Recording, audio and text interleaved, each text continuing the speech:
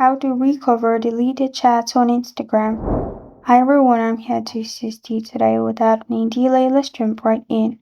First, open Instagram on your device. Make sure you're logged into your account. Click on your profile at the bottom right corner of your screen. Here, click on the three lines at the top right. Then, click on Account Center. After you click on Account Center, scroll down and click on Your Information and Permissions.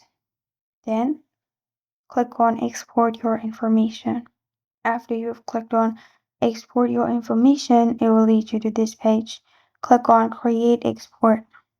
Export to device. Go on Customize Information.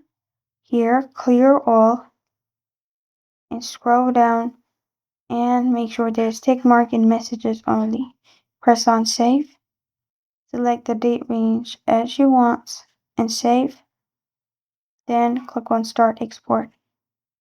Add your password and it will start exporting for you, and you will find the downloaded file in your mail. You can simply go to your mail, download, and you'll find all your deleted chats. This is how to recover deleted chats on Instagram.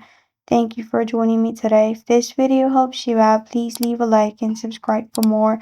Got a question or want to suggest a topic? Comment below. Thank you for watching.